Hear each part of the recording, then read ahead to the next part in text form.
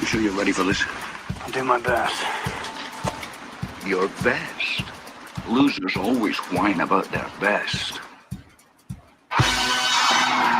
Winners go home and the prom queen.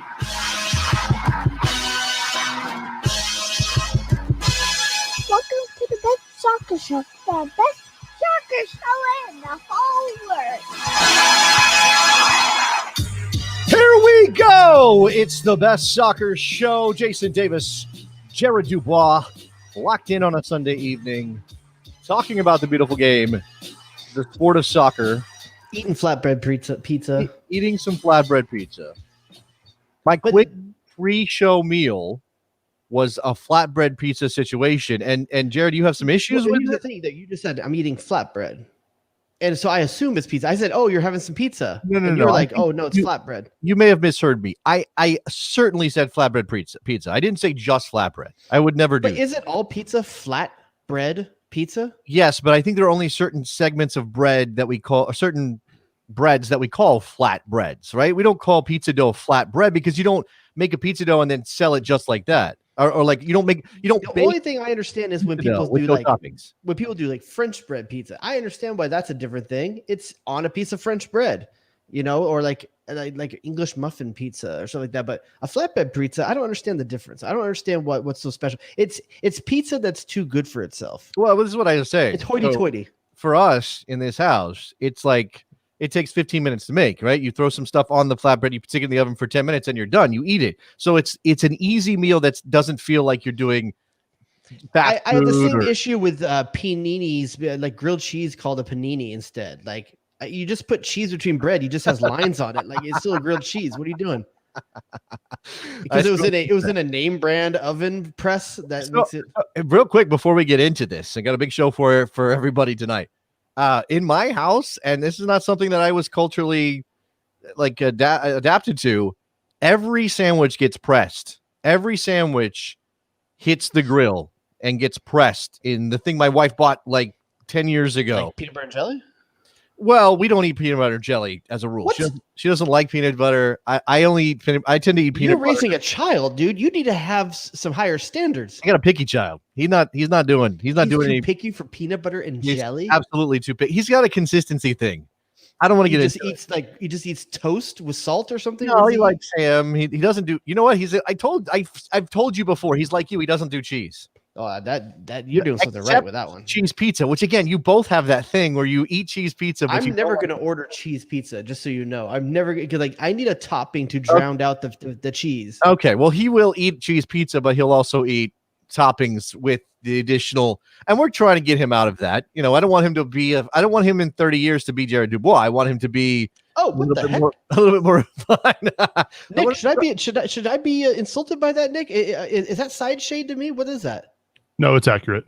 Oh, I mean, you're not cheese pizza. I mean, look, I get the toppings part. The fact you don't like cheese. No, the fact he said he didn't want him to be like me. That's the part I'm taking issue with. Fair enough. I thought we were friends. We got phone lines open here tonight. It's the phone number 717-727 BEST 2378 717-727-2378.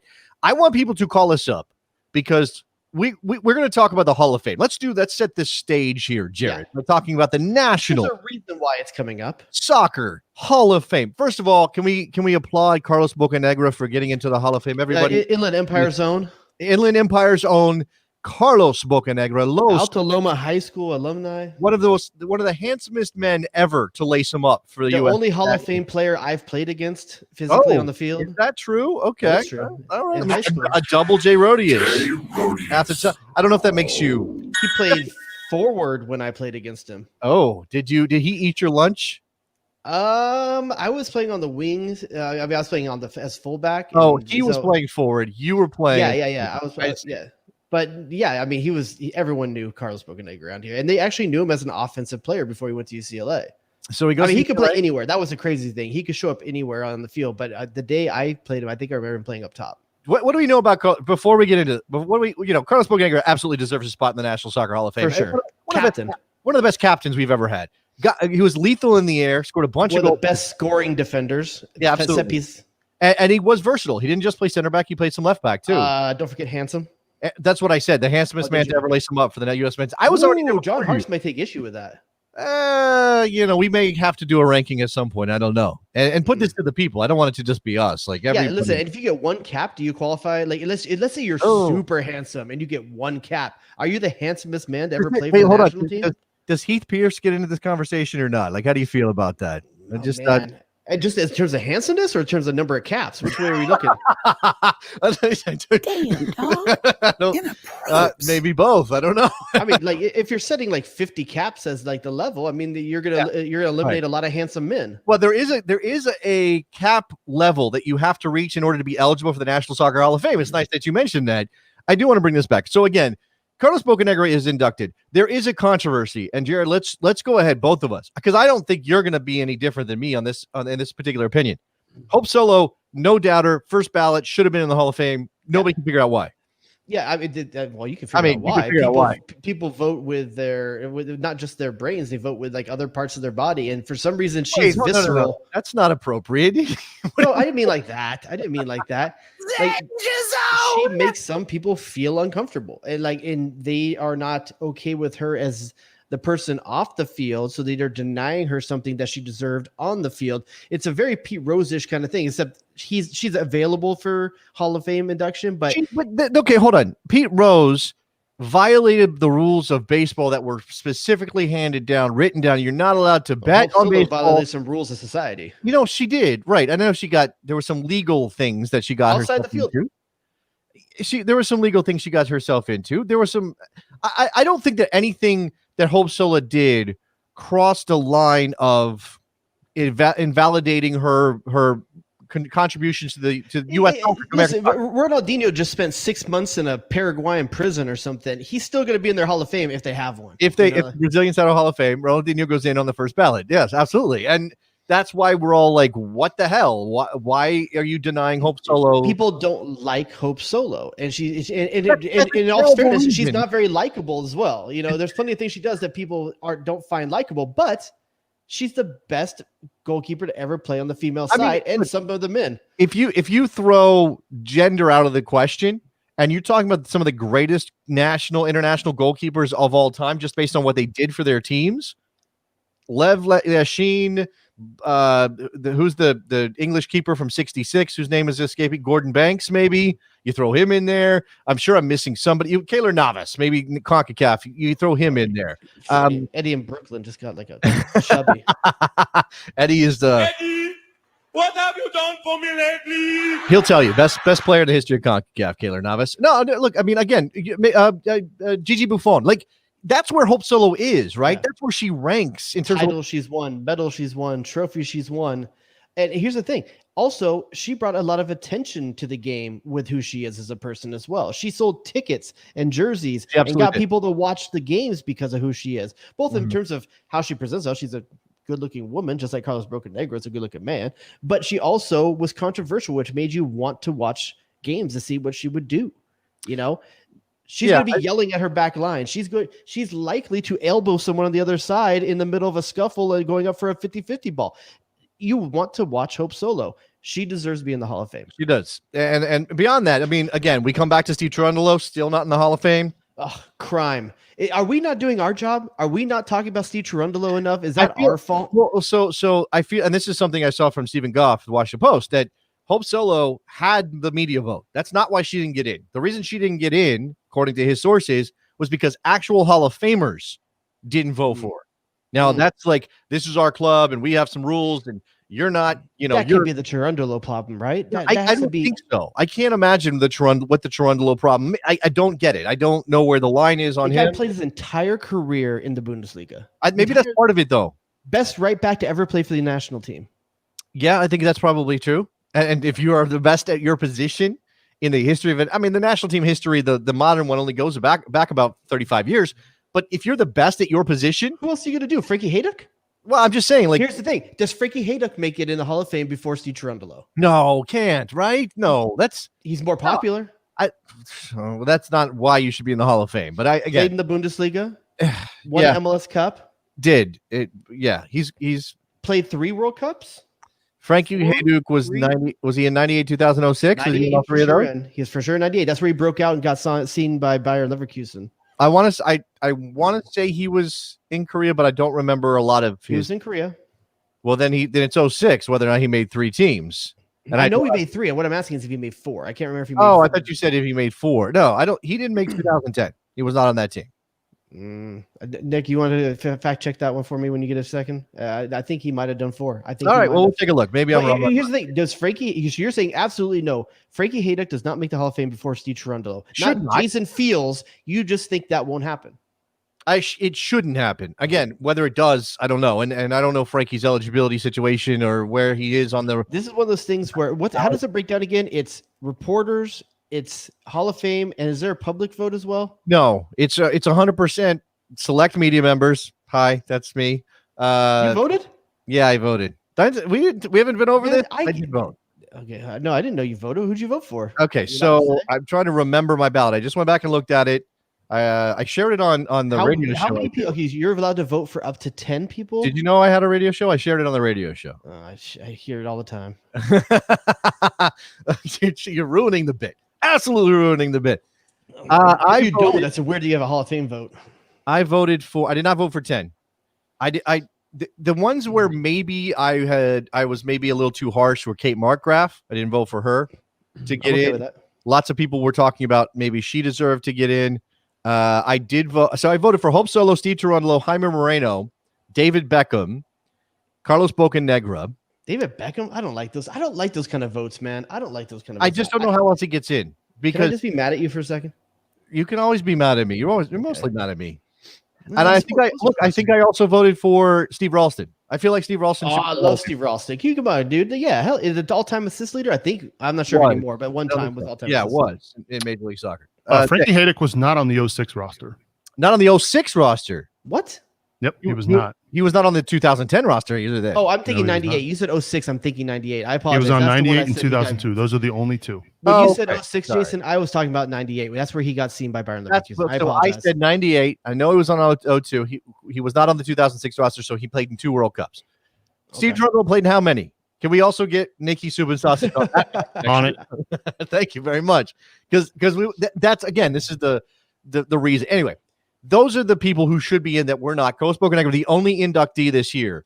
Now, this is the best soccer show, and while we could debate who should be in the Hall of Fame all day and do standard radio stuff, and in case people don't know, 65% you need, to get in. To get in, we thought we would do something different, and we were thinking, what is us? What would we want to contribute to the National Soccer Hall of Fame? And you know what? Screw them. We don't need the National Soccer Hall of Fame, right? We don't need U.S. Soccer's involvement. We don't even know where it's at. Stuff shirt. Did you know that Kobe Jones is on the board of directors of the National Soccer Hall of Fame? Did you know that? Feels right. I found that. Anyway, feels right. Okay, feels right. We thought we would start our own Hall of Fame, the American Soccer Cultural Hall of Fame, the best soccer show.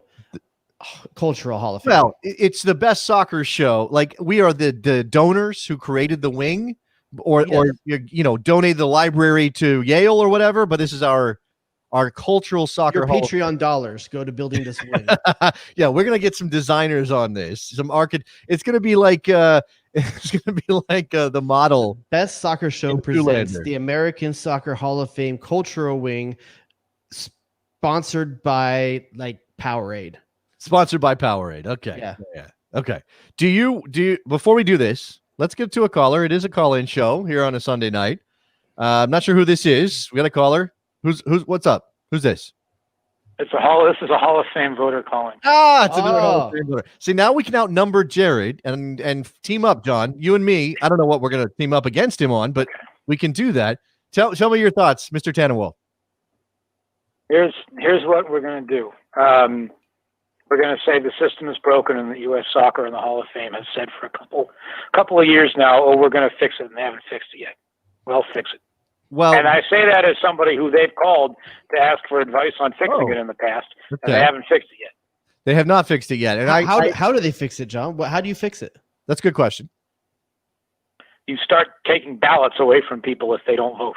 Oh, well, that's certainly people with Sirius XM shows. I like this. No, I voted. I vote every year. Okay. Jared, this goes to the point of the 66%, right? And Jonathan can give us the specific number because I don't know if I have it exactly right. But this goes to the problem that you have to get 66% of the ballots, period, not just for people who vote. So people who don't vote, that still counts towards that 66%. And obviously, if a bunch of people don't vote, yeah, if you find no one nominated eligible, you should still have to turn in a ballot with 0 votes on it. That's the difference. That's how you separate laziness versus I just don't find anyone on there eligible worthy this year. I know for a fact, because I've been part of this, as you guys and the listeners know, that the media have really banged the drum to up the ante here and participate.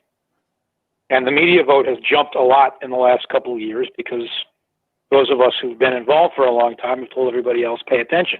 Right. Now, what I would like, I know that there are a lot of members of the media who ought to have votes and don't. Right. And I would be perfectly happy to increase the number of media who have votes.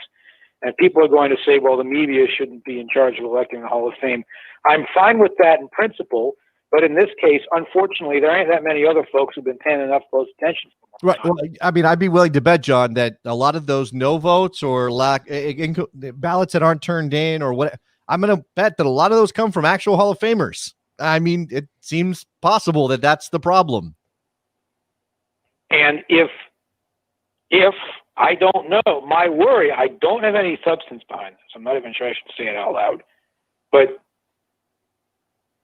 if any of those voters don't particularly care about women's soccer for whatever reason, I don't know why, but if they don't, is that part of the problem? Absolutely. It's yeah, 100%. And I think this needs to evolve. I mean, I know you're talking about including more people, John, but isn't it kind of messed up that why would they expect the fans to care about the Hall of Fame if the fans have no say? Like, I'm not saying equal. I'm not saying any of the Halls of Fame. Yeah, I mean, look, baseball, football, basketball, no, fans don't get to vote on those things, Jared. Okay, but to John's point, there's not enough media in covering soccer in the United States to be informed enough to make this decision and overweigh those people that aren't participating. No, there are, but my working theory, and this is something that I have had some discussions with people about in the past, is that if you are a member of the North American Soccer Reporters or the NWSL Media Association for X number of years, which is sort of how baseball does it, then you got to get a Hall of Fame ballot. And it might not be, I think, 10 years for the baseball, it is for baseball. I'm not sure it'd be 10 years for us because nobody's around for that long in soccer. But, well, everybody's 20. There are a lot of people who don't have ballots who should. But John, how about this then? Let's take the power a bit away from the media. And if we don't want to give it to fans, that's fine. How about if you have a minimum of 1 cap and you're alive, you get to vote. If you have 1 cap for your national team, no. By the way, you can vote. No. Because I'm not going to go. Part of the problem, real quick, John, part of the problem, Jared, is that this Hall of Fame is not representative enough of American soccer as a whole, not just national teamers. That's part of it. Sure. Dolo doesn't get in. Right. You're all up in arms without Dolo. But where's Jaime Moreno in this situation? And again, Steve Ralston, barely a national teamer in a couple of spots. I don't know how many caps he had, but he wasn't a fixture of the national team. He should get in because of his MLS contributions. Went to a World Cup. Did he go to? Okay, so he went to 1 World Cup. Go ahead. I will say my bar on Ralston. I have not always voted for Ralston. I have for Moreno because he won a bunch of trophies. That's part of the problem. But the MLS point is a big one. And if the National Soccer Hall of Fame would rather that MLS not split off and open its own Hall of Fame, then they might have to do something here. And here's to give you another one. The day's going to come when Marta's on the Hall of Fame ballot. Yes. Yeah. Yeah, and if Pele's, I mean, that's exactly the same thing. And I know I'm making the Brazilian to Brazilian connection, but I talked about Marta on my radio show. And it was the question of, okay, this is one of the great women's players of all time who came to the NWSL and helped make that league successful to the point of it surviving. How do you rate Marta? By the way, quick fact check: Steve Ralston was an alternate on the World Cup squad. Okay, he didn't go. He was an alternate on the World Cup. So that, to my point, and here's another one. Christine Sinclair went to college in the United States. Yeah. On top of all of her professional accomplishments. She Well- ought to be on a ballot at some point. Yeah. She plays her club ball in the United States. Right. She plays her club soccer in the United States. You judge her on her club career in the United States and maybe college career, but you don't throw in all the international goals she scored for Canada. I know it's a complicated thing. This all, I mean, and trying to figure out who gets to make these decisions and all of that is certainly part of this. John, we want to get on to our cultural soccer Hall of Fame wing, but we want to give you the last word here. What you got? I don't know. I didn't know that I was going to get the last word. So I didn't want to hang up Do you on have something cultural that you want to put in our wing? Yes, if you had a nomination. Sure. The goalkeeper. Was it Jesse Hertzberg, the guy's name who founded Big Soccer? Oh, so you're okay. That's an individual. By the way, that's going to come up. Big Soccer is going to come up in our discussion of some of the nominations. John's on board with us. That's a pretty good one. John Tannenwald, Philly.com, the goalkeeper, all those things you know about. John, thank you for the call, man. Always a pleasure, fellas. There goes John Tannenwald giving us the nitty gritty on the National Soccer Hall of Fame. All right, so we're going to shift all that to the side. All that voting nonsense and who didn't turn in a ballot. And let's get into some new voting nonsense. Not talking about Hope Solo. Let's talk about, and by the way, Hope Solo could be in for some other things, or Hope Solo aspects of her career maybe could be in. This is completely open. Put her mugshot in the. We are. I don't think you're. Damn, dog, that's inappropriate. I was gonna say that. This is open-ended. Okay, this is broad. This is concepts as much as it is actual items. Although clearly you want to be able to display something, but there are now art installations where like GIFs play. That can be art now, Jared. Yeah. So in the National Soccer Hall of Fame, you could have those kind of things. Exactly. Let's do this. I think both of us have 5, and we are open to nominations through our callers and also via our chat here at as the live show goes on YouTube. So, Jared, do you want to go first? Do you want to give us your nomination, your Absolutely. first nomination? So, like we said, this can be any type of media. It can be a person. It can almost be an ideal. Person, place, or thing. No, but it's more than that. Something that influences the game that isn't a player, basically. that kind of thing, or it isn't the actual. Right. There already is the player Hall of Fame. This is not the Player Hall of Fame. Yeah, I mean, there might be players, but there's no players.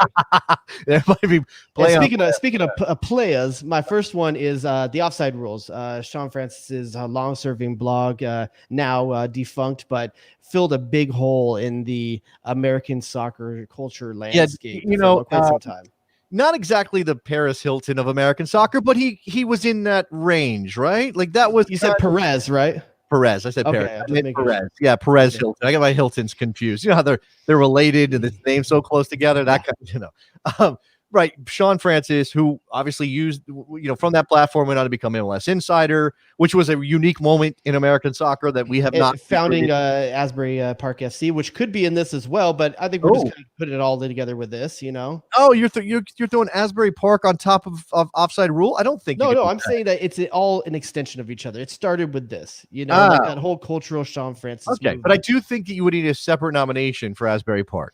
Yeah. I do think that, which, by the way, it did not come up on my list, but it should absolutely be mentioned at some point. Okay. So my first one, the Offside Rules blog, I see it as a big screen in the wing with alternating, basically it scrolls down one of his blog spot things, and you can read other different ones or explore it through a keyboard, perhaps. Okay, so the Offside Rule, a blog very close to my heart, came up as a blogger right around the same time that Sean Francis at the height of the Offside Rules. I am going to go, and this is going to be an item, but I think it's a moment. I'm going to go with a copy of the Beckham Experiment, Grant Wall's book on David Beckham's arrival at the LA Galaxy. And it'd be ironic if the book makes it before the player. It might be. But Alan Gordon would then be in the Hall of Fame, our Hall of Fame, Jared, and he deserves to be in somebody's Hall of Fame in my heart. Hall of Fame in your heart. You love that man. I think that is definitely a touchstone, a cultural touchstone that elevated the presence of the game. Give it for those of us that were MLS fans at the time, a unbefore seen behind the scenes look at what happens in these teams outside of what we see during the game. In that moment in American soccer, in Major League Soccer, which obviously has evolved since 2007, but as you said, at that point in time, what's one before we move on? What's one anecdote, story, thing that sticks out from the Beckham experiment that you remember, Jared? That kind of you carry with you. I remember about how all the players assumed Beckham would always pick up the check, and that wasn't always the case, and it should have been, Right. or that Beckham had to stay in a Days Inn. Yes, I remember like about that as well. right. Yeah, mine was they went to play the Revs and they stayed somewhere in not the best Massachusetts. Okay, the mass hole of Massachusetts, if you know what I'm saying.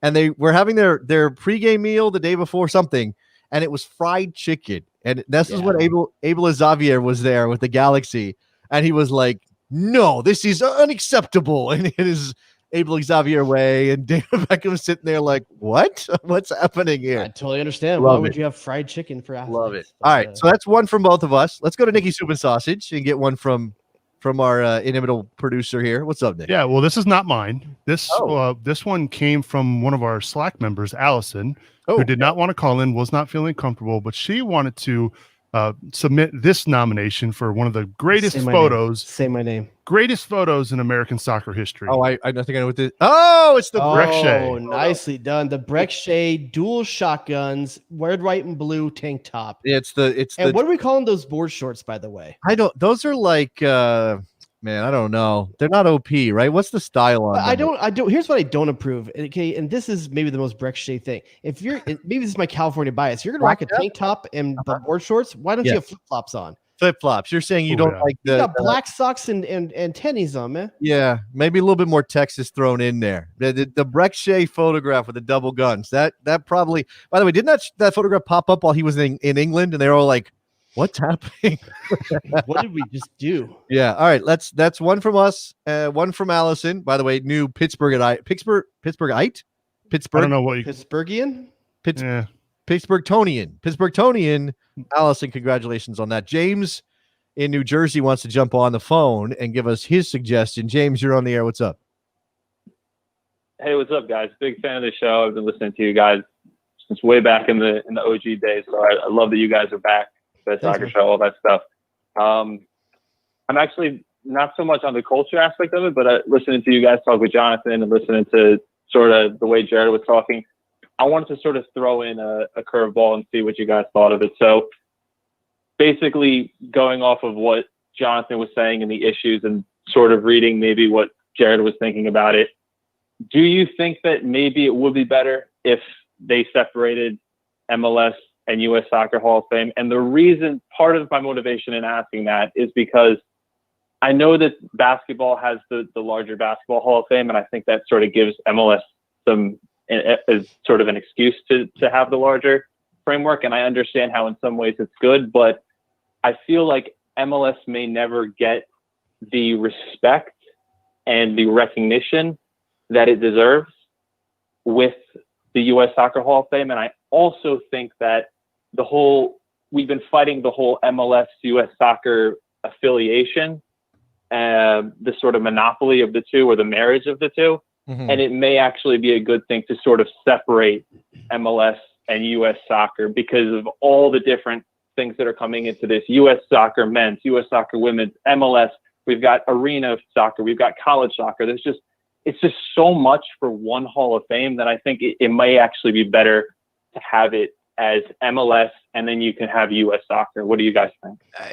Thanks for the call, James. It's a good question. Yeah, we probably could do a whole show on this actual question. So the assumption then is that anyone who has their whole career in Europe was probably good enough to be in the U.S. Soccer Hall of Fame. I imagine that's got to be part of it, right? Because if you say, look, I don't think it's wrong if MLS wants to have its own Hall of Fame. I do think it diminishes the National Soccer Hall of Fame, because then what are they going to do? Pass on a player who's got a great MLS career? Now, again, to James's point, if they're ignoring those players anyway, Jared, then you might as well. If Steve Ralston can never get into the National Soccer Hall of Fame, well, he deserves to be recognized somewhere. Throw him in the MLS Hall of Fame. Put Taylor Twellman in the. Yeah, I'm trying to think of an example of a person that is in the Hall of Fame that didn't do much at the national team level, and I'm not sure if I can think of one. I don't think it exists. I really don't. Now you have to go back to the NASL days to even get the foreign element. Pele, Canalia, Beckenbauer, they're all in the National Soccer Hall of Fame. Yeah. So what did they do for American soccer? Well, they were there at the beginning, but we don't, for whatever reason, Moreno's not in there. Beckham's not in there. I mean, I think a lot of people thinking Carlos towards this. Ruiz Is going should towards the way the caller said. Carlos Ruiz should be in a Hall of Fame for his contributions to American soccer. Like a fish tank Hall of He Fame, is- or like aquarium. They call those aquariums for people that just flop. He's swimming around. That's his display. All right, let's. Thanks for the call, James. Let's go back to the cultural side of things. Okay, One so for me, I'm up one from then. you. So my next one is simple, Uh-huh. simple, Yeah. and classic. Ah, It's okay. just a pair of Copa Mundials. Okay. All right, I can see it. Is there I can something see more it. culturally iconic in soccer than that? Nikki Soup and Sausage? What'd you He get? kind of stole mine. I was going to go with Sambas. Sambas. Okay, well, look. There's no reason that you can't do both. That sambas. Here's the thing about sambas. They're probably more. They're probably more prevalent in Because they're- society in because they're America not on than the the Copa field, Mundials. right? Because you can wear them in any walk of life. Sambas are a thing that you can take with you. This is an example of soccer style trickling over, right? Mhm. And because even, I mean, nowadays it's a thing all over the place. Now fashion and soccer collide all over the place. I think, did I tell you about this? That Balenciaga has a $760 fake soccer jersey that they created because they're fancy like that, and now Like soccer gold threads or something. it's because it's Balenciaga. That's it. Because it's fashion and soccer, and it's it's goofy. But when soccer was when soccer was still just a game for mostly kids in this country, The in American Dark Ages. American Dark Ages, when Jared was coming up in the Empire playing against Carlos Bocanegra, what were the things that trickled over? I mean, you would see kids, and this is another. I'll take this one because Jared was gonna put it in, but he went with Copa Mundials instead. Umbro shorts. Just the Umbro short, just because of its utility as a short, not just because it was a soccer thing, but because everybody was rocking Umbros at one point. Here's the crazy thing about Umbros. You could just use the fabric pattern as a background in a digital platform and you would identify with Umbro shorts. Like it has that kind of cross-pollination where you could just use it. Yeah. Like we could have it as the background right now behind our images and it would look good. They were so versatile, right? Yeah, of course, they're soccer shorts, and everybody ran out there in Umbro stuff and played their youth soccer. But also, people wear them as bathing suits. You go jump in a pool, a pair of Umbros, dry off quick, right? That's the whole point. I've done it. I've done it a bunch of times. I mean, you might not get the You support. got to make sure your drawstrings tied though. Otherwise, first dive in, boom, you've lost your shorts. Yeah, and you may, if you Been are there as well. worried about things moving around a little bit, that's not, they're not going to give you a lot. I don't worry about that, man. Yeah, that's right. You're Umbro Commando. That's Commando Umbro. You gotta be careful when you sit down. That's- All right, so my next submission to the Wing of Fame. This is going to be a multimedia submission. This is a digital copy of Clint Dempsey's "Don't Tread" video. Okay, yeah, like playing on repeat over and over again in the wing. Dempsey, Big Hawk, Don't Tread, right? Eddie Johnson just in the background going like this with his arm, just bouncing up and down. Like Clint, was there another player too? Was it Clint? And then with Eddie Johnson and someone else, wasn't there another player back there too? Video have a pretty strong crisscross vibe jump just because of the angles that they use, the fact that Clint was wearing like the baggy, like almost like what style would you call those jeans that he was rocking? Loose fit. I don't think they were super baggy. They were loose fit though. They definitely weren't slim. No, they were definitely not slim. So Clint Dempsey, Don't Tread, the music video, that is going to be hard to beat. If we're going to stay in the digital area, on repeat, on a loop, in the display, in the Best Soccer Show, National Soccer Cultural Hall of Fame, whatever we're calling this damn thing, I want to go with a copy of Mike McGee's Day Off, which came up in our Slack, or somebody tweeted us the other day, like maybe they had never seen it before. If you have never seen Mike McGee's Day Off, you have to go watch this. Maybe the best content piece ever made in U.S. soccer, American soccer. Yeah. I don't know if it's as iconic as Don't Tread, but that's for the people to decide. Yeah. But it's definitely a better piece of content. In terms of the work they put in to pull it off, absolutely amazing. D-Row is the guy who parks the car. D-Row and somebody else. Who is it? D-Row and somebody I else. haven't watched it in so long. I can't remember, but there's cameos all over the place in this. Thierry Henry plays like the maitre d' at the restaurant, I think. Who is Cameron? Cameron was Omar Gonzalez. Oh, that's right. It was brilliant. Cameron was Omar Gonzalez. It's a great piece. If you guys haven't seen it, go to YouTube and Cindy LaRue, right? Cindy LaRue in there as well as like I said, I haven't watched it in years. I can't remember. I just remember thinking it was amazing when I saw it. Brilliant piece of content. And I don't know who the actual architect was. Do we know? we probably know the person if they would. Was Brendan still at Chicago at the time? I don't know. I think this was an MLS created piece of content. Okay. I think it was. I don't think it was or originated at the club level. All right, so that's my next nomination. What you got? My next one after that, and this is you're gonna need some room in the studio for this in the wing for this physical piece. This is Chuck Blazer's Rascal. And maybe it's an interactive piece. Maybe people can sit in his big butt dimple and actually write it a short way. What does it feel like to be a CONCACAF impresario, Jared? What does it feel like? I'm imagining it feels something like larceny. It probably does. Now, do you get the blue macaw to put on your shoulder while you're doing? I thought about maybe that there is a outdoor wing. What's those ariums, whatever they're called for birds? I don't remember what those are called. Oh, yeah, I know what you're talking about. We've been concerned for years on what happened to the birds. You know, in the cultural wing, you need to have some outdoor stuff, right? So maybe there is a beautiful where his birds run free. An aviary, right? The Chuck aviary, and you take a tour of the aviary on your Rascal. That's if he had a parrot. What is the thing the parrot heard a lot of and still says to this day while living with Chuck Blazer? Pizza rolls are ready. BDS Smokey has one. He has the Will Ferrell soccer dad / coach meme from Kicking and Screaming. That's a pretty good one. You know, like the iconic soccer dad coach guy, barely knows anything about soccer, gets out there, tries to get his kids to win some soccer games. The guy all of us are trying not to become. I think that's a good one. Now, you could go with like a lot of things from youth soccer could make this. I think we focus more on the pro side, but I thought about just putting a wedge of orange.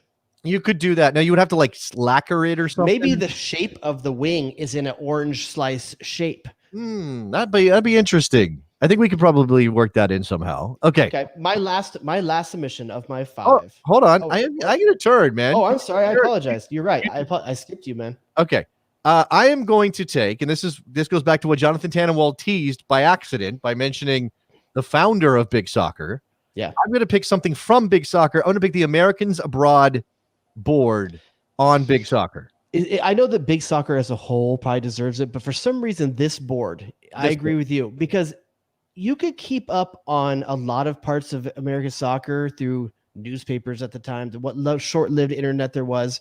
But for those that wanted to follow Claudio Reyna at Rangers, or if you wanted to follow Jonathan Spector as a youth player at Manchester United, you couldn't get this stuff unless you had boots on the ground overseas, pumping it through to you through the Americans Abroad. How are you going to find out how Charlie Davies was doing in Denmark or Norway or Sweden or wherever he was? How are you going to know about? Did Jovan Karowski play for Dortmund? Like, I wouldn't know otherwise. I wouldn't have known otherwise. I mean, there were players there was players completely off our radar. To this day, there was a youth player at Parma that has like the longest thread I can ever remember. I can't remember the guy's name and who he was. Was it Parma? Are you sure? I want to say it was like something like Rankins or something like that was the kid's name. Oh, okay. But it was the longest thread, and people were just always following this kid through the B and C levels of the Italian series. Yeah, is he going to make it? I got to go check the Americans Abroad. If someone knows who that is, send me a message. Let me know. Because if remember that. Times have changed. And this is why it's important to put these things in the Hall of Fame, because otherwise we've got Christian Pulisic as a number 10 at Chelsea, which we need to talk about. We've got Weston McKennie playing at Juventus. We've got... Hey, Holy Crib just told me, Charlie Rankin. I remember Charlie Rankin. You know where Charlie Rankin played briefly? Portland Timbers. He ended up as a Portland Timber briefly. Did he? Yeah, this is back in the day when he was a really young kid and he was over in Italy. He had an incredibly interesting story. Like he was adopted by a family in Missouri. He was a child of war and had been pushed. Yeah, he was like there was some very interesting stuff about Charles Rick. I wrote a story about him a long time ago.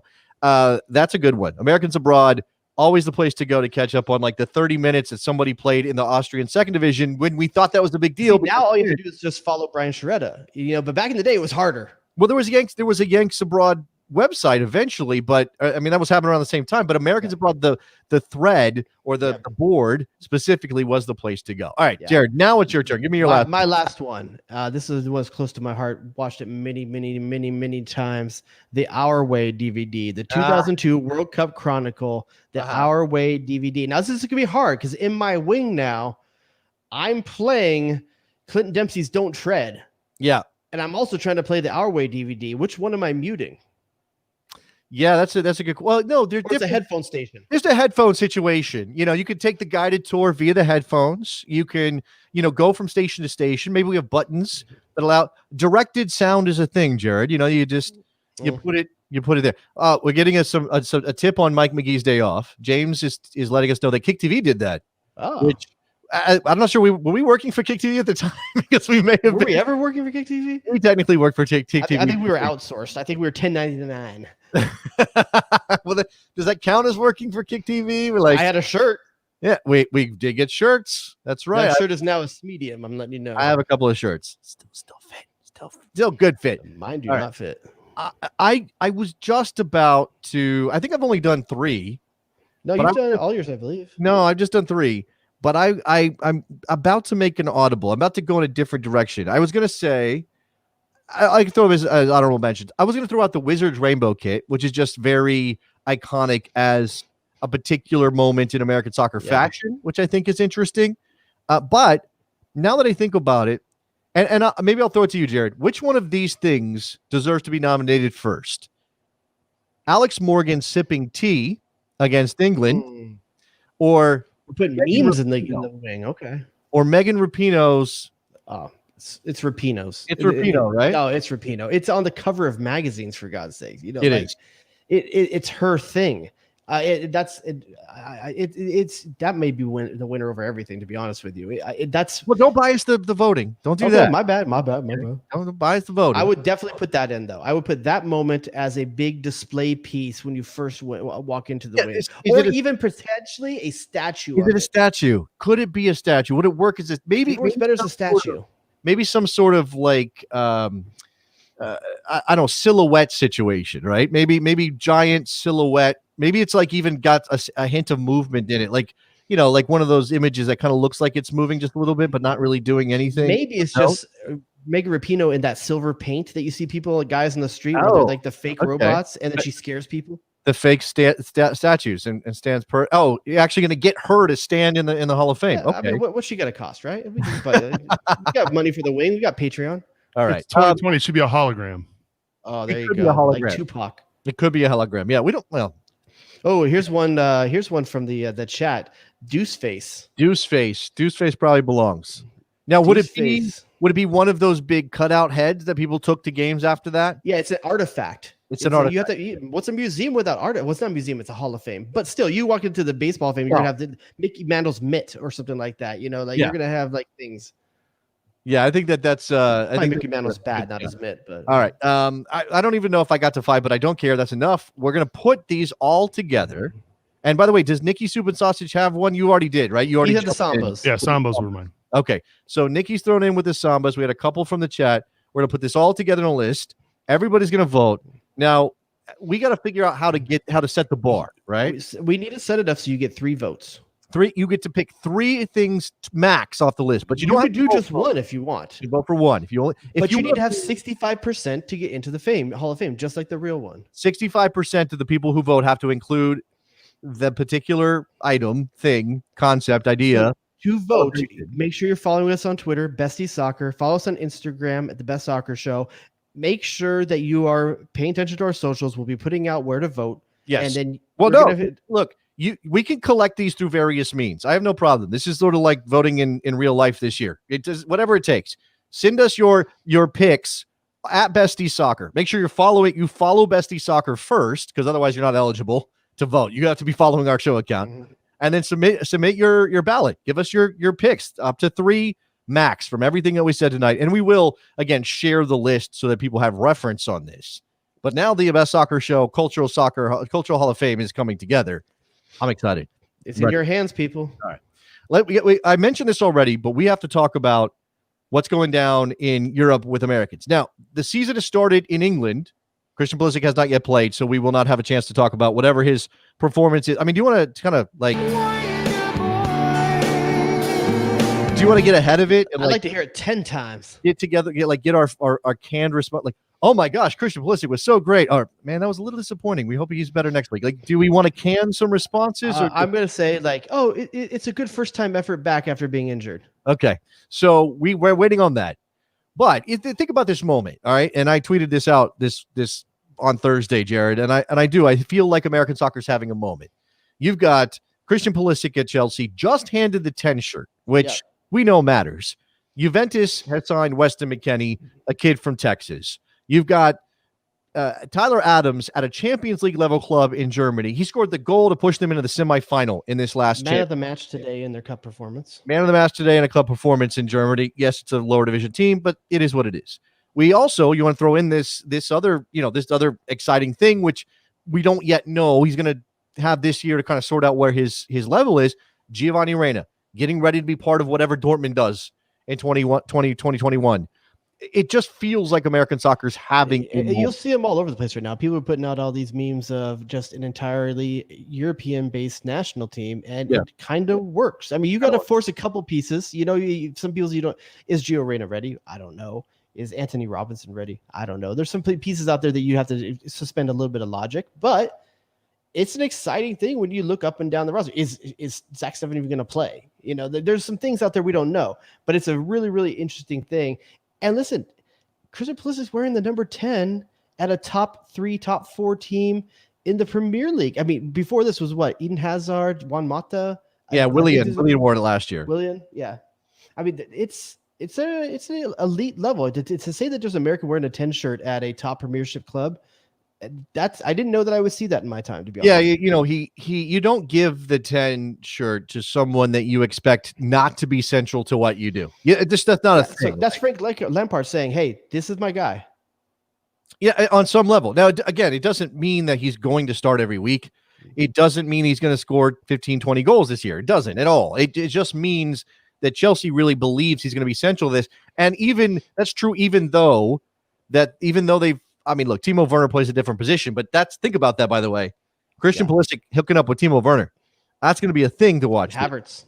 Kai Havertz is in there too. I mean, again, they brought in all this extra talent. They're like the one team in the Premier League that has spent a bunch of money in the midst of the pandemic, and Christian Pulisic still central to what they're doing, despite the fact that he is, the American. We'll see what it looks like this week. I'm excited to see what that first couple games are going to look like with all three of those players that we just mentioned all linking up together. But it's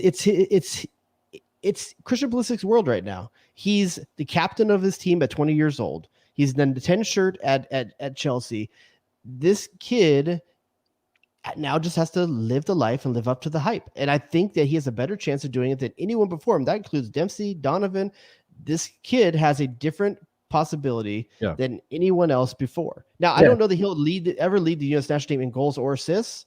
I don't know that, but I think that the team will get more goals and assists with him on the field. What would you put the odds at right now on Christian Pulisic eventually being the U.S. men's national team all-time leading goal scorer or assist man? Either one. Oh, man. Odds? 30-1. Wow, that's pretty big. I'm thinking more like 10-1. He's not a forward. No, I know that, but he scores goals and he creates his own. If he's having to be that player, then something's gone wrong. I would put him much more. I would give him at 10-1 to be the assist leader. Okay, all right. So 30-1 on goals, just because I think we've been confused for so long in Dempsey and Donovan as those between players that did both because they had to do both, and neither one of them. Think about where the modern game is. Yeah. It's not the same game. It's not just get the ball to Brian McBride, he scores your goals. Or this is now where these wing players are crashing. They're effectively forwards in a lot of cases, especially when you play a 4-3-3, right? So we're seeing an evolution that could benefit him. And the national team is going to play with Christian Pulisic is going to be, yes, he's going to be wide because he can beat players 1v1 and you want him to do that, but he's going to be close to goal, Jared. It's not like he's going to be 25 yards upfield and having to make. But if he's the one close to goal, who's getting him in position? That's the problem. Giovanni Reina is doing that. What are you talking about? He's 17 years old. I know, but I'm ready. Aren't you ready? You're not ready. But I'm saying until the team's not ready yet. That's why it's 30-1. He's 21 right now, 22. What is Pulisic right now? He may be 21. Okay, how many more years? He's going to be 23, 24 before he has the right pieces potentially around him to be the top scorer of all time. Donovan and Dempsey had better pieces earlier in their career around them than what more established, I should say. I see what you're saying. There's no striker, Jason. How is he supposed to he has to do everything. He has to create his own goal and score it. Where's Josh Sargent? You're not going to give the man any credit? Come on. Wait, what okay. He scored yesterday. Frank in Orange County is letting us know. What, a fourth Bundesliga team? A third league team. His Sargent's goal counts against the third Bundesliga team, but Terrence Boyd's doesn't. That's what you're telling me. Preseason. I'm not telling you that Josh Sargent's great now because he scored against a third division team. What I'm saying is he's talented. People know this. He's going to get a chance to prove himself at Werder Bremen. He's in the plans of Florian Kohfeldt, and he's scoring goals leading into a season where we expect him to get starts. So you keep complaining about there's just not anybody else, right? You're bringing up. I'm not saying there's not anyone. There's no one ready. But what does that even mean, though? Someone that is consistently scoring goals at a high level. If Josh Sargent starts the season in Germany and scores twice in the first month, you don't think he's ready? I'm ready then. But he's not. He hasn't. But he scored. He scored in the Bundesliga last year, and you didn't give me credit for it. Did you see him play the national team? It was horrible. Okay. What was the national team in a situation where everything could be together? Well, there was no national team for a long time, but I'm so great. In Sargent's defense, I'm going all the way back to the League of Nations or Cup of Nations, whatever it's called. The Cup of Noodles. Yeah.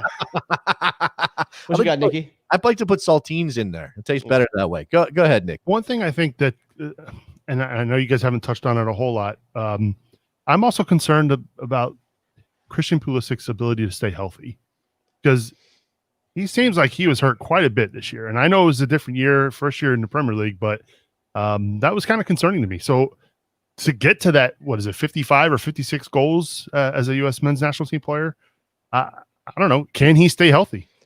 I like to think of Pulisic's injuries as Ryan Giggs injuries. There's the same types of injuries. Ryan Giggs pulled his hammy. He did all these kind of things. These guys that have that quick burst of speed, quick cuts. Yeah. It's always been an issue. Like it could be a long-term issue, but guys like this get these types of injuries. The good thing is pulled muscles and stuff like that, they recover. You know who else has had a bunch of muscle injuries in his career, but is probably going to end up being the all-time leading American goal scorer before it's all said and done for the national team? Oh God, who's this? Who's the third all-time? Josie Altidore? Josie Altidore. How many goals away is he from Dempsey and Donovan? I got to look at the numbers, but he's not that far. You think he's going to end up being the? I guess because there is no heir apparent, Josie Altidore may get starting minutes for longer than maybe he will be the best option for, or would normally be the best option for, because there's no one pushing.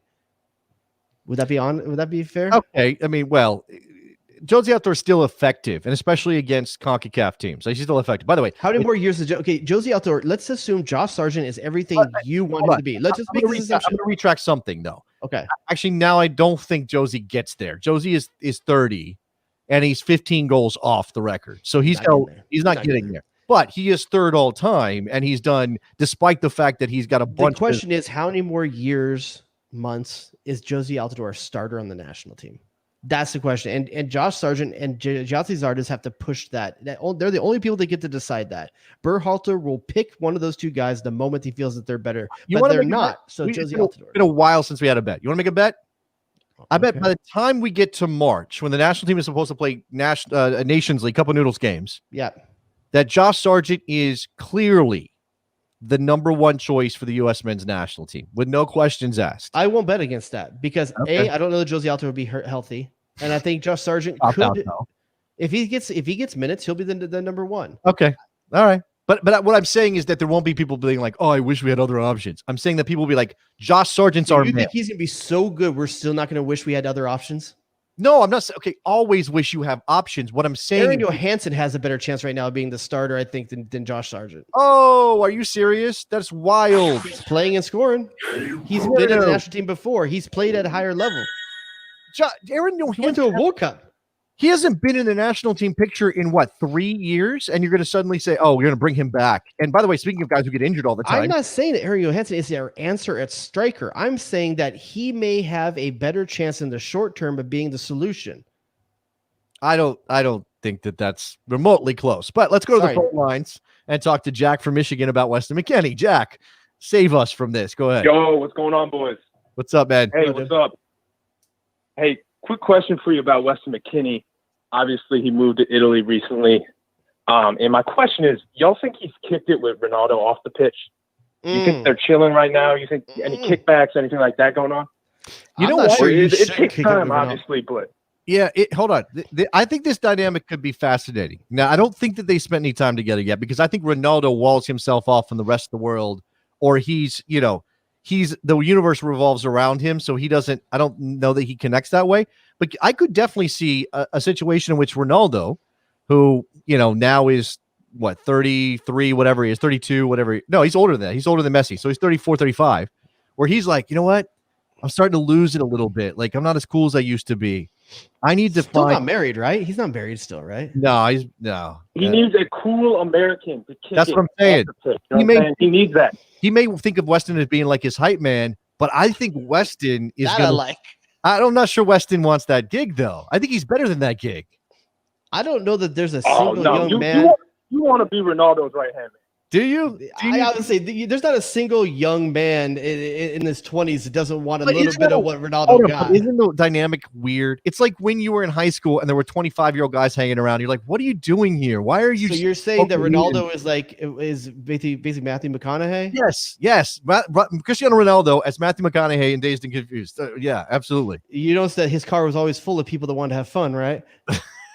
But I mean, just saying, it's awkward. I'm not saying it ain't creepy, but I'm just saying like it's creepy. Yeah, this for a reason. But here's what I'm gonna say for that. I don't think Weston McKennie should want to hang out with Cristiano Ronaldo, if you know what I'm talking about.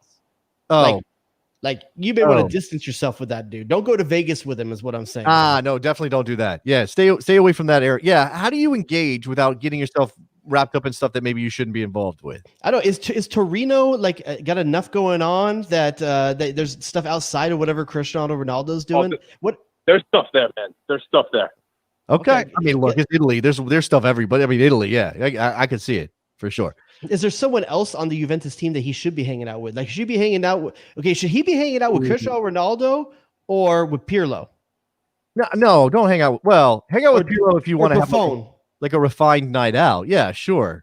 Yeah, if you want to learn about wine. Yeah, I mean, who wouldn't want to hang out with Gigi Buffon? I'm just saying, like, he's not gonna have a lot in common with Gigi Buffon and Andrea. What's he got in common with Cristiano Ronaldo? That's what I'm saying too. That's my point. It's like, would Weston McKennie enjoy hanging out with Ronaldo?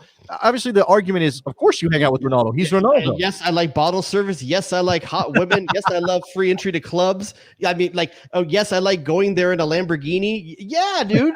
But that stuff's toxic too, man. Be careful, Weston. Be careful, homie. Be careful. Yeah, you gotta put your guard up. Like you gotta. I don't know. I mean, he's got Mac right in his name. He's a Mac, but you gotta put that stuff. You gotta hang it up once in a while, man. You can't hang out with Ronaldo all the time. Jack, anything else, man? Nah, just wanted to talk about Ronaldo and Weston McKennie partying. So thanks, boys. All right. Thanks for the call, Yeah, buddy. I don't. To me, it feels weird. I think of hanging out with Cristiano Ronaldo is like, man, I'm gonna say it's kind of like going to Vegas. You can go, but you gotta make sure it's a short, every once in a long time thing to say you've done it. Yeah. You can't hang in Vegas for 3 days. 4 days, you're dead. No. You can't. You can't do that for sure. You can only do these things in small amounts. To say I did it. Hey, one time I hung out with Cristiano Ronaldo. Yeah. That's like it's like going to space. Like it's just not something you can do very often. It takes a lot of like mental preparation to get yourself ready. You got to be careful about your safety. You don't want to get that text from Cristiano Ronaldo all the time that says, "Hey, dude, helicopter to Ibiza's leaving in 5." Yeah. No. Come on, man. No, and I mean, I'm not going to put Ronaldo on some, his body is a temple or whatever. Who knows what he's doing? But I'm not going to put him on shady stuff necessarily. But, that's the kind of situation where you wake up on a boat drifting in the middle of the Pacific and they're like, it's 3 days out from Fiji. Do you have your snorkel? And you're like, what the hell happened? Where am I? How did I get I've been here? watching too much Ted Lasso, man. I'm thinking like, oh, like they're partying and stuff at the bar together as a team. All right. That's some good stuff there. Obviously, the Premier League starting means that we I get it. Josh Sargent scored. Okay, I get it. Okay. By the way, speaking of, I just noting this. Tim Ream and Fulham are bad, and they're going to be bad, and they're going to be down there bad. Anthony Robinson. I saw that you and almost every one of your radio friends picked Fulham to go down. I have radio friends. I don't know if they're friends. You're my only friend. What are you talking? Yeah, I ain't on the radio. Like I'm friends with Ray Hudson. Sure, I'm your pod friend. Yeah. Oh. Why do you make that sound dirty? Like, yeah, you guys all picked Fulham to go down, which probably is a good choice after watching him play against Arsenal this weekend. But the very first goal, Tim Ream made a bit of a meal of that, man. It was a fairly easy clearance, went underneath his foot. We had a discussion last week about Timmy, and I like the dude. I really do. I think I think his ability with the ball is part of the reason he stays in lineups, but he's just not. He's not athletically there, and he makes a lot of mistakes. So we're gonna see. Is McKenzie right or left-footed? That's a good question. I believe he's a right-footed player, but we all have to check. As is Zimmerman, right? I think Zimmerman's right. I think so too. John Brooks is a left-footed player. Yeah, I know that for sure, and so is Reem. Yeah, and Iko Para, is he lefty as well? I don't know. I only pay attention to his head. Well, that's the problem with Iko Para. It's been the issue. All right. We don't have a lot of time to get into Major League Soccer, Jared, but it feels necessary that we hand out a couple old babies. You mentioned Anton Tinnerholm for NYCFC. He definitely gets one of those. The impressive thing about that, first of all, out of the air, right back, hit it with his left foot. I'm assuming he's right-footed. He plays right back. First time left-footed hit. No, we're inverting everything these days. He's Swedish, man. Maybe those people do a lot of wacky stuff. That's sounds like the key parties in the Inland Empire. Like, I don't want to know. That dude goes both ways with his feet. He goes both. The Swedes, they're known for going both ways and eating those meatballs. That's what they do. You know what those guys. And then the other one was Fontana, Philadelphia. Anthony. You got to say it like that, right? If your name is Fontana and you're from like Philly and Jersey, you got to say Anthony Fontana scores. By the way, Fontana. Yeah. Fontana, the city where Moadu and Antivrazov are both from the Inland Empire as well. Another Inland Empire. There's another reason why I like Fontana.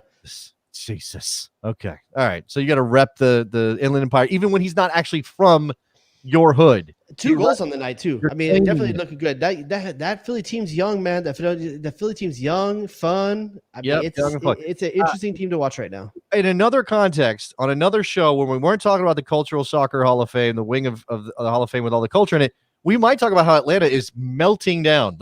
And LAFC too, by the way, they play later. Melting down. What is happening, Jared? What's going on? I think you're seeing first of all, how important Carlos Vela is, how important Atuesta is. That's LAFC. What about Atlanta? Yeah. Well, I mean, come on, dude. There's no. I mean, Pity Martinez is getting sold. You got Joseph Martinez out. You sold Gresselman. We've talked about this. They don't know who they are. They're a shell of who they were because the choices that have been made and the injuries that have happened to them. Mm-hmm. They're in a rebuild. Sorry, Atlanta fans. I know you don't want to probably hear this, but you're in a rebuild phase. It sucks. It's going to be some time. I think it sucks that they're there so quickly after being good.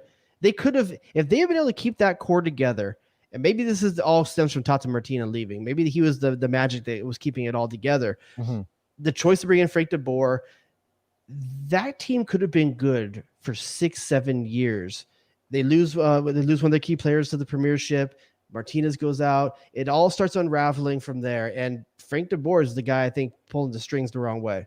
Yeah. If I played this, and by the way, this could the horror show could apply to a lot of teams. The horror show. Atlanta. The horror show. LAFC. The horror show. RSL defense. Horror show. San Jose. The horror show. San Jose. I mean, Jerry, if you lose 7-1, don't you have to pack your bags and leave town? It's Almeida though, dude.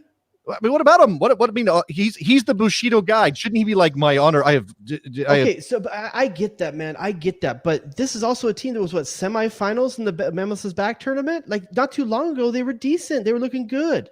Yeah, well, the chaos works in the short tournament format when you. And I made that argument to you. I told you this is the type of team, the type of coach that does well in a tournament format when they can rally around a goal in the short term. In tournaments, that's why he won a title like Chivas de Guadalajara, because they went to the Liguilla playoffs with as an 8 seed and just played chaos and just wilded out for a couple of games. It doesn't work when you're going long regular. And by the way, the games are on top of one another, and that worked in Orlando because you had the long layoff before you got there. It don't work now when you're traveling same day. Thinking about this though, okay, 2 things I'm going to say real quick.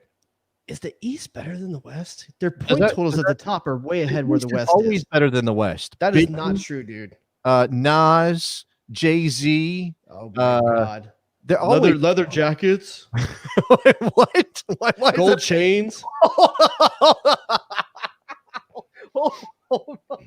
You got to coordinate. Wait, how is that East Coast? That's how I picture anyone in the East Coast. Leather jacket and gold chains. So everybody is like, wait, I don't even know what that is. We're all in like I games. don't know. Like you just don't see leather jackets out here, dude. Hey, Grease happened in California. Okay, the setting of the musical Grease was California. The L.A. River features heavily in that. So wait a second. You're gonna say that Fonzie is like close? He's from Milwaukee. Fonzie's from that was the Milwaukee. 50s, dude. We moved on. Nobody's wearing leather jackets and gold. I mean, in certain neighborhoods, they might be doing that, but that's not like in East Coast. That's hilarious to me. You move to the East Coast, and when you get there, they issue you a leather jacket. Listen, here's my thing: is the East better than the West right now because the teams at the East have more total points, or is it a byproduct of playing Nashville, playing the Miami same teams over and over and over and over again? Nothing means. So nothing. are the West teams more? Is there more parity in the West? No, it doesn't. Nothing means anything because look, because there's all 4 team cycles going around everywhere. Yeah, exactly. How can you possibly judge who's got the worst end of that stick? That's. I mean, look, bad teams are bad teams. DC hasn't that. I mean, not that Red Bulls are good. I would suggest that the LA, San Jose, Seattle is probably one of the toughest because you're throwing the Timbers in there too. Portland's in there, yeah. But also, that's a pretty rough. Oh, Vancouver, Canada. By the way, this phase 2 thing, and we have no time to break this down. Canada teams are screwed. It's wild. The Canadian teams have to come to the U.S. and it's only 3 games. They've only scheduled out 3 games, Jared. This is like.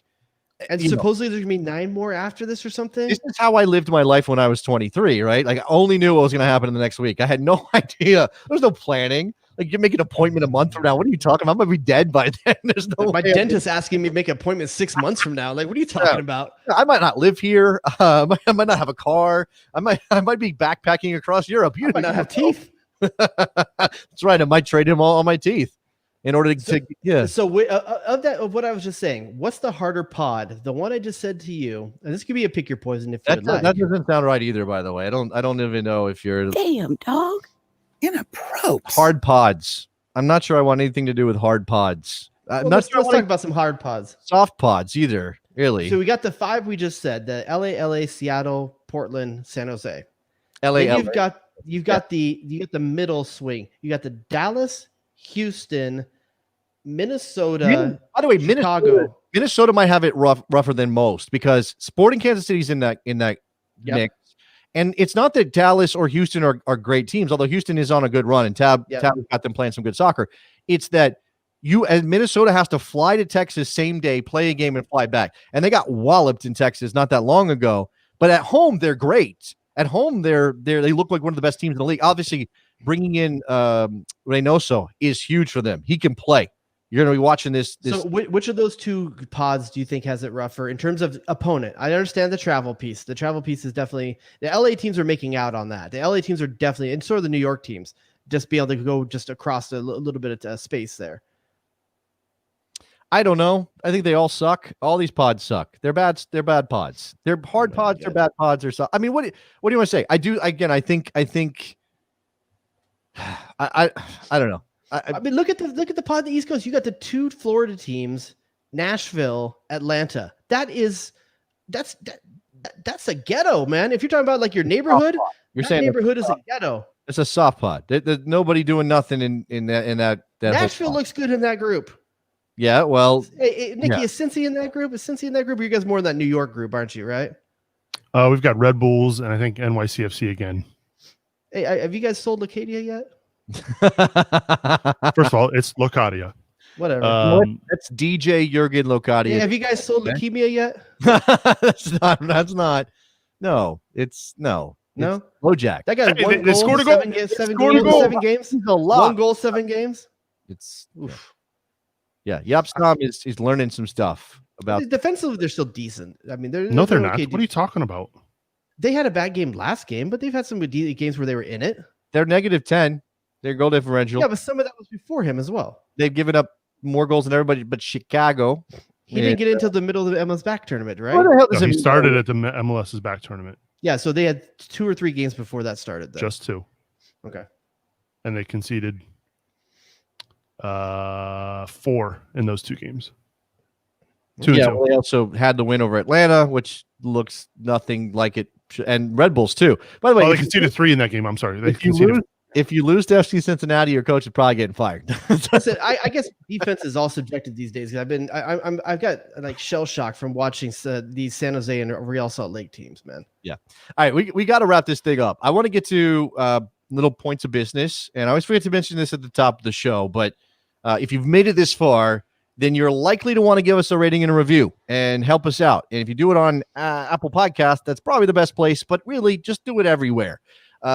Jared, we thought it would be cool to have to share a couple of them, a couple of the reviews. Yeah. I'll just give you the latest one from Carolina Azuri. After a several-year hiatus, the champions are back. If you are unapologetic and an unapologetic fan of soccer in the United States and tired of all those who want to be a Euro soccer pod, this one's for you. Total American bent and culture reference. We missed you, boys. So there it is right there. Hit us up with your reviews and let us know. I may give something away soon. I have a jersey that's kind of burning a hole in my pocket that I got to get rid of. So I might share that. It's a good one. What else? Follow us on all of our socials. Find out where this Hall of Fame voting is going to take place. We want to hear about who you want to get into the Cultural Hall of Fame. Follow us at Bestie Soccer on Twitter, the Best Soccer Show on Instagram. Feel free to hit us up on any of those platforms, and hopefully we'll have an actual place for you to vote. But if not, send us your submissions. Let us know where you want. 65% to get approved. And we'll have to have a cutoff for this, obviously. We'll have to we're closing. Next show. Yeah, by Sunday night, by next Sunday night, that's when you'll have a chance to vote. So you get them in, pick up to 3, and figure out who's going into the Cultural Soccer Hall of Fame. All right, shout out to Nikki Soup and Sausage, Mr. Dubois. Anything else that you want to share with the people before we get out of here? Watch LA tonight. We'll see what happens. See what happens with them. All right, we'll talk to you guys next week. Bye. Worst. That's not. I will say this. Sorry, before we go, I meant to drop this in. We are doing 2 shows a week. We've been doing 2 shows a week. We're going to be doing something a little bit different with our midweek show. It's going to be unique, a little bit of culture, a little bit of insight into some Americans playing abroad, some different voices. So be on the lookout for that coming on Thursday. We'll Same thread. It's called From the Stands, from the Best Soccer Show. A little bit of a different take. And I'm going to push the right button this time and get us out of here. All right. Thank you very much for listening, guys. We'll talk to you next week. Bye. Damn, dog. In a pro. What are we doing?